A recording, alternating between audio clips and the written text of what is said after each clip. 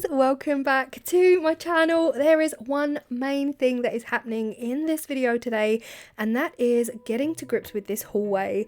This huge radiator is going. We had the plumbers come in and they took this massive radiator out and replaced it with an absolutely tiny one, but it's more modern and way more energy efficient. The heat that comes off of this baby is utterly incredible. So once that was done, I knew I could crack on with this hallway, get the wall filled, get it all done, and finish off my console table. So in the last video, you would have seen that I built this console table using some scaffolding planks and my pocket hole my pocket hole jig. I loved it. I absolutely loved putting it together. I knew how I wanted to finish it. I just wasn't sure if I was going to be able to get it done anytime soon. I did sand this down. I spent a lot longer off camera sanding this down, and I used the pre-stain conditioner. Now, at this point, I think this is pine wood, but I wasn't 100% sure. It certainly felt like pine. It felt very soft and it definitely looks like pine. So I treated it in exactly the same way as I treated the stair banister, and I used the pre-stain conditioner. Now, after about 20 minutes, I went in with the stain. I'm using the Village Green stain from B&Q in the colour, can't even remember. I'll have to put it on screen. I can't even remember. It's the same one I used on the stairs, and it is beautiful. It goes on really, really dark. I did panic when I first started using this, but now that I know what I'm doing with it and I know what the finish is that I'm looking for, I'm basically brushing it on and rubbing it off immediately and then sanding it back. That is giving me the gorgeous rustic wood that I'm looking for. So yeah, it's a new thing for me, using all these stains. It's just been such a long time since I've done anything like this. I'm sorry for the angles here. I just wasn't really doing a very good job. You can see mostly my arm, but this is what the back of my shirt looks like. You're welcome. So yeah, I'm just brushing the whole entire piece. I don't worry about the bottom, the bit that's just going to be near the floor. I don't worry about that bit at all. But yeah, brushing the stain well and truly into every nook and cranny using my brush before rubbing it off immediately with my cloth. And then once it is fully dry, I do give the whole piece a full sanding. The best part about this stain is that it is actually water based. So whilst you see me here, I'm not using any gloves. Oh wow, washed off my hands within seconds. I have used stains in the past that are oil based, and I had brown hands for days. So definitely think about that depending on what you want to use it for. But so far this piece, I am absolutely loving it, and this video really will be dedicated to bringing this console to life and styling it in the way that I really want to style it.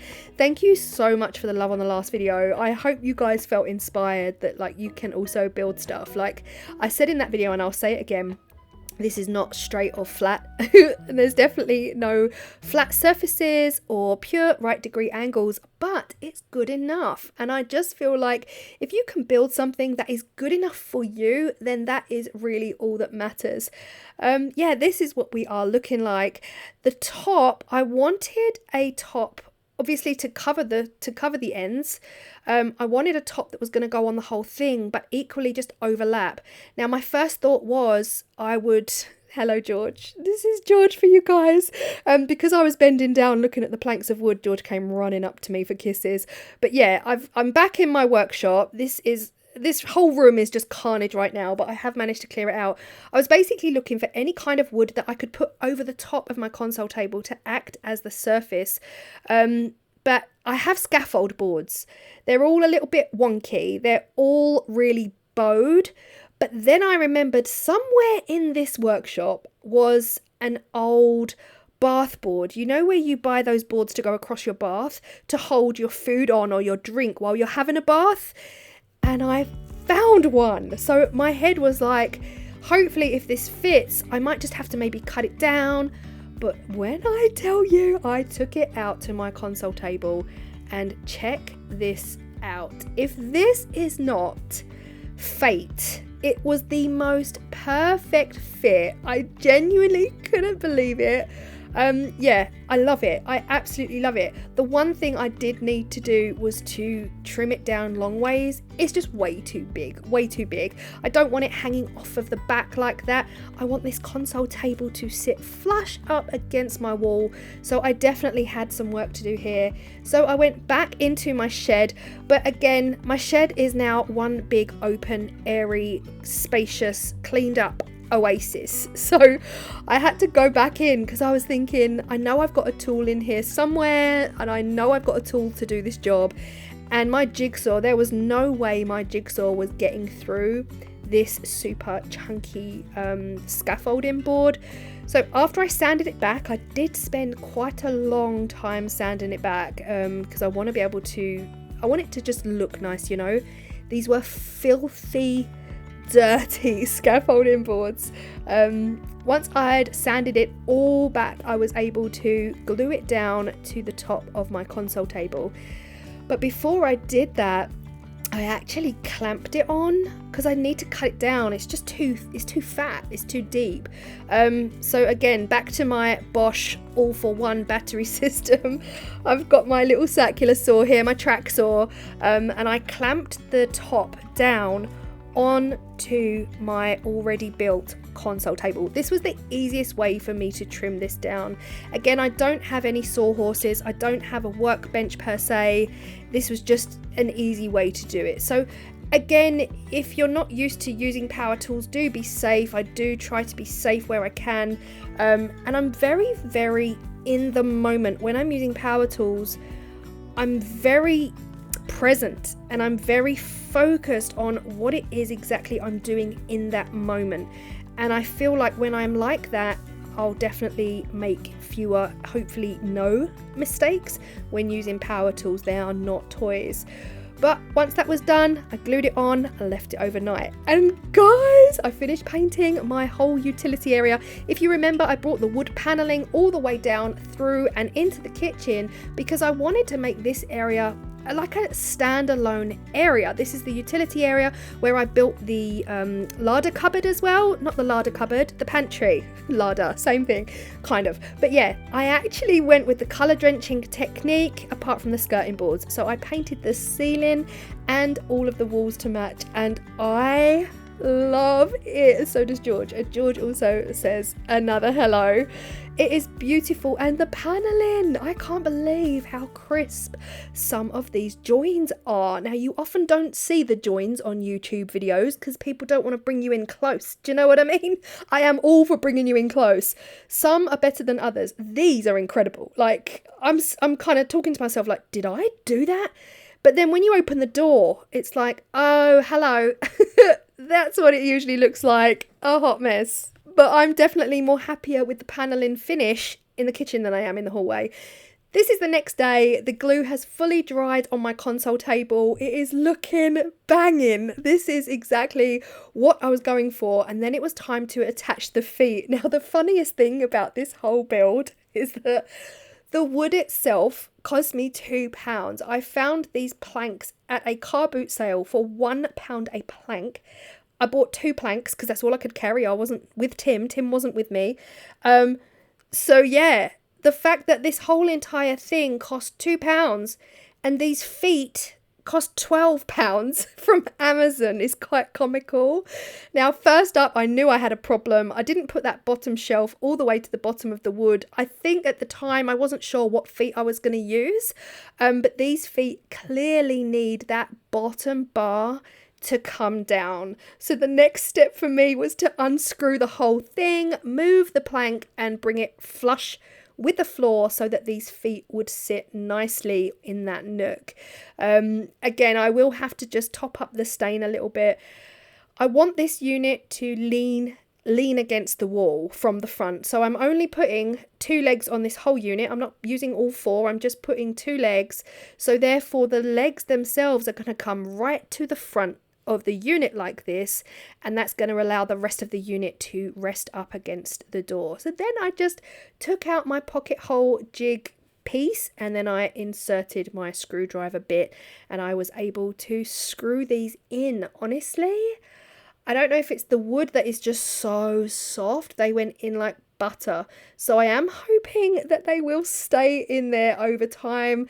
And you can see here how I didn't even bother staining the bottom because nobody's gonna see it and nobody's gonna know.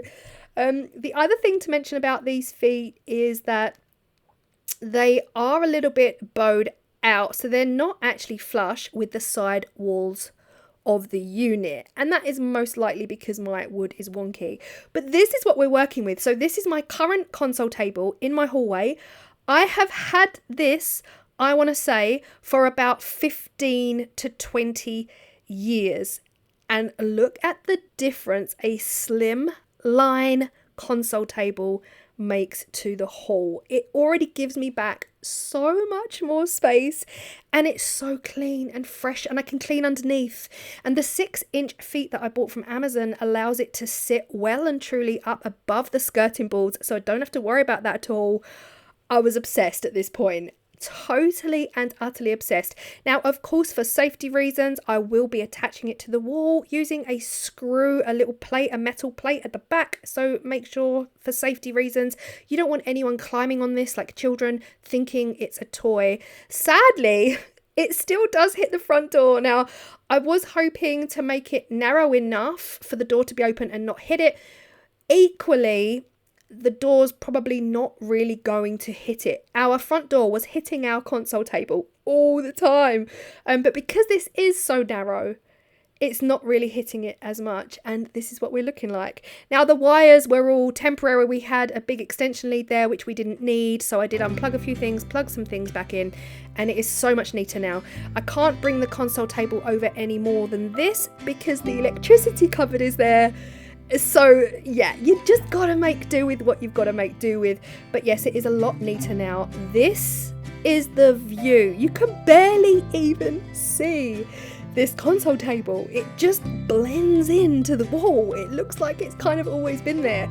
Of course, I've been staring at this for the last few days. I'm trying to find things that are going to work with it. Do you remember those Desenio prints that I bought? Now I have a place for one of them. The other one I'm hoping is going to go on the radiator cover once I've built that. I cannot get over how much I love this. Now, with regards to keys, we no longer have a key hook in our hall, so I've just put 2 wooden bowls there that I turned on the lathe. So I made those bowls myself. The one on the right is Zebrano wood, the one on the left I can't remember, I think it's beech, I'm not sure, but they're now for our keys. So we have a little bowl each and love it. Yeah, hallway update. I've now painted, filled and done all of the things, and this is what it's looking like. I'm obsessed, guys. I am obsessed with how this is turning out. I cannot stop looking at the console table. This is how it's going to be from now on. I got a little basket from the old cream console table. I put it in there. That's got George's lead and George's coats, and George says, hey, this one's for you, Chippy. This was George just dozing off. He does love being stroked and tickled and hugged and kissed. He loves all of the tactile, the touch, anything to do with touch. He absolutely loves it. And if you stop, he'll put his paw on you to continue. And this is him looking directly at you. So cute, so cute. Yeah, so once I'd done my console table, my hallway was pretty much complete. I've been having dreams about how I want to cover the radiator. I was going to buy a radiator cover. That is now not happening. I'm going to build something, and I've ordered the wood. It actually pains me. It pains me to pay full whack prices for wood when I found 2 planks for £1 each. So this was me and my friends. I took George out for a walk in the woods, and then as I was leaving, I bumped into a girl I used to go to school with who lives around the corner to me, who works with Tim. That's how I met Tim. And the little white and grey dog is her new puppy. It's absolutely gorgeous. And our other friend has got 2 springers, and they are totally adorable. And we walked and we walked and we walked and we walked for about an hour, 15 minutes, just through the woods, in and out the woods. The springers were any little bit of water they could find, they were in there. But mostly I was just so proud of George. Like, George is always quite nervous around other dogs, but I had him off lead here. He loved it. He absolutely loved it. Now, when my friend's little grey and black puppy, it's a puppy, guys, it's gonna be big. When that dog was going anywhere near George, George would run back to me. George would run back to me like, oh, I don't know, you know, this dog's a bit big. This dog's a bit big.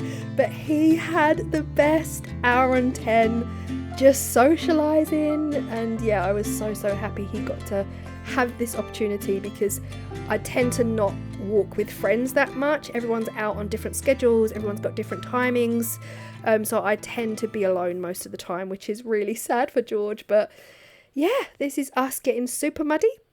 And it was a nice little short video this week. I hope you have loved this one, and I hope you love the console table as much as I do, because when I tell you I cannot get the radiator cover out of my head, I'm going to bed dreaming of ideas. I'm drawing design ideas. I am on Pinterest. I have people on Instagram sending me photos of the most stunning console tables, how to design and how to set up console tables, because theoretically speaking, I'm not going to be building a radiator cover, more so a much bigger console table that kind of hides the radiator whilst health and safety, allowing all that heat to come through and into the house with perfect airflow. So yeah, my brain will not stop, and I hope you've enjoyed. I'll see you in the next video.